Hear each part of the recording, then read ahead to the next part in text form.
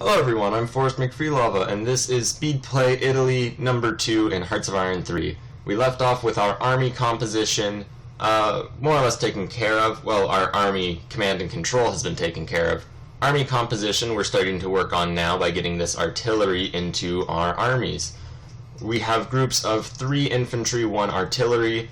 That won't be exactly ideal in the long run, however, it is really just the bread and butter infantry of most major nations. So we are actually at a fairly decent point right now with our army, or at least we will be in a moment.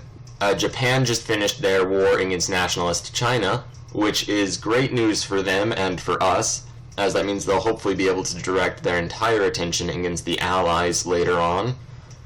Now, while that is good news for us as it will weaken the Allies, we're probably not going to join the Axis if we can avoid it. The idea behind that is simply we want to maintain as much freedom of action as possible. And in Hearts of Iron 3, joining a faction is a permanent situation. Also, the Anschluss just fired, so you'll notice we now border Germany. They'll probably spam us with invites to join their faction. We're going to just ignore those. I want to keep our freedom of action as open as possible, and that's not going to be possible when we're in the Axis. Also, it's kind of hedging our bets, because if Germany does fail, that does mean that we might have a bit of... well, we won't just die with them, essentially. Now, if we do end up declaring war on the Allies, which we very well, almost certainly will, in fact, then we will kind of have our country in the same boat as Germany no matter what. However, if we do win against the Allies, it would give us the ability to maybe fight Germany for dominance before the end of the game. So we'll just have to keep that open if we're able to. We managed to fully add all of the artillery we needed to our armies. So now we actually have a legitimate, ready-to-go fighting force. Our troops on the border of France have a lot of anti-tank instead of artillery that will make them less effective fighting infantry. And ultimately, 5 groups of anti-tank infantry is probably a lot, or anti-tank groups. Germany is now eating part of Czechoslovakia, which means we are in really the final build-up to war, which is lucky because we do have our armies all ready to go. Unfortunately, we're not able to declare war on anyone right now. That's a bit of a unfortunate thing. Our neutrality is just a bit too high for that. At any rate, that doesn't matter all that much for now. We are producing our armored divisions. Hopefully we'll be able to get a full armored corps out before the wars actually do begin. And if that's the case, then we'll be able to just defeat any minor power with some pretty spectacular ease. That's the goal at any rate. We're also going to increase the threat of Germany and put some men over to espionage, as there is a risky sort of thing we can do to lower our neutrality. If we make it so we can declare war on Germany, and then we just press forward a little bit against them, they might, emphasis on might, because it's also possible that they'll just steamroll us, but they might accept peace and our neutrality will be dropped to 0. It's maybe a little gamey, and it's also incredibly risky because they might not accept peace and just kill us instead, which would be kind of terrible. Alright, so Poland is now being guaranteed, and we can go ahead and just annex Albania for free, which we're going to go ahead and do. So now we own Albania. We still can't declare war on anybody though, which means despite all of my reservations, we may be forced to join the Axis, just so that we're not just trapped in Italy. Poland is mobilizing. Everyone's probably going to be mobilizing right now. We should almost certainly be mobilizing.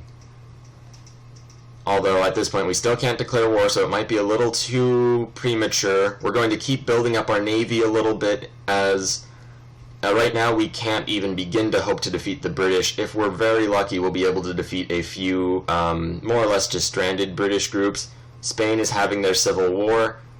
It's not particularly relevant because Spain never really does anything. Although if Republican Spain somehow manages to win, then, well, that's just another excuse to invade Spain, as they are ideologically opposed to us.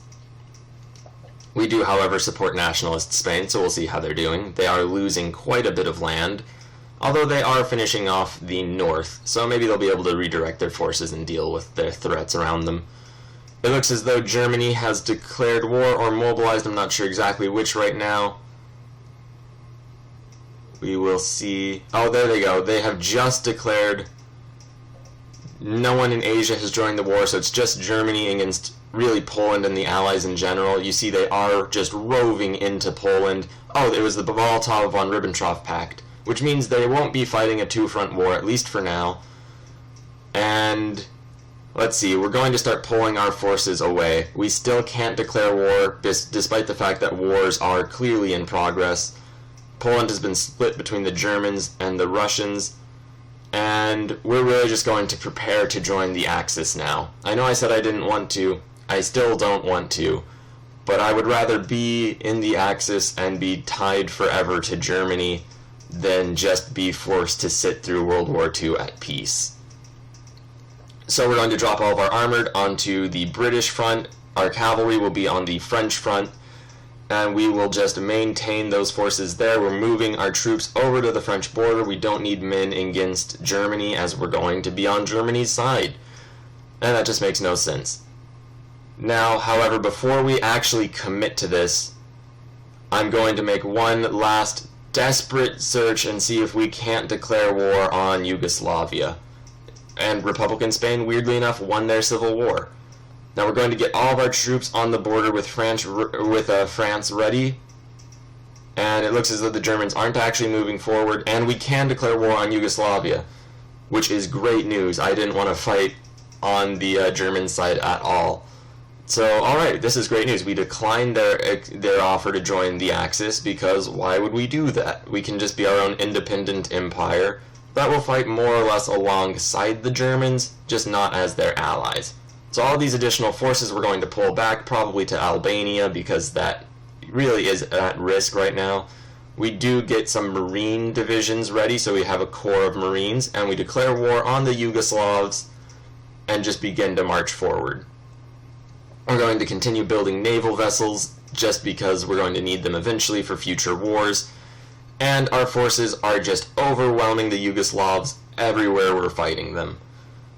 So that is rather nice, and our forces are able to just advance really just handedly against the Yugoslavs.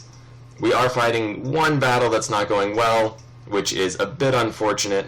Hopefully we'll break their organization or morale, although it really doesn't look like we will. It does tie them down though, so we might be able to encircle them with the rest of our armored divisions. Our infantry is just pressing forward. Albania is being held, and it looks as though we will be able to cut off this northern group of Yugoslavian soldiers.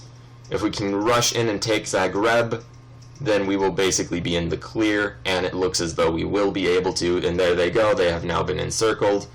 That northern group is really just no longer relevant in the war. We bring our fighters to give a little bit of fighter support against the Yugoslavians and their air force, and our infantry on its own is just pushing back the Yugoslav infantry, which is great news and a testament to the ability of our army now that it has artillery in it, as artillery is really a major component for any successful infantry groups, and it's very important that we manage to get that. We also go ahead and attack to just consolidate and destroy that pocket, and from there we'll move against the Yugoslav just in general. We bring 4 more divisions, a full corps, against the Yugoslavs in Albania. That will give us the ability to press forward and take that victory point just outside Albania, which is going to be fairly important for actually resolving this war. Meanwhile, we just make a general advance. You'll see these battles aren't going so very well for us, however we do have a lot of reinforcements inbound, and in the north we're just pushing them back rapidly. Now they are attempting to land on us, so we're going to just bring our navy to bear, and we won our first naval victory of the game, which is great, or of the campaign, of the war, of whatever. And we're going to just rush with our motorized, or with our armored actually, divisions to the Yugoslav capital, We are managing to take victory points just with infantry groups along their countryside and in the south. And we'll probably just have to take their capital, and we will be successfully completing this war against the Yugoslav army. Now, at this point, they're in just full retreat everywhere. They do have some forces in their capital. We're going to attack it from 3 directions with complete armored dominance. And you'll notice that it's going very well. We do even bring our tactical bombers in, and we have won against the Yugoslavs. Now, we do have a bit of an issue with our armies not really being in communication with their higher-ups. That's something that we're going to have to pay more attention to in later wars. Ultimately, though, I think we've proven that Italy can be a force to contend with. Thank you very much for watching. Please like, share, and subscribe. We'll be back tomorrow with more.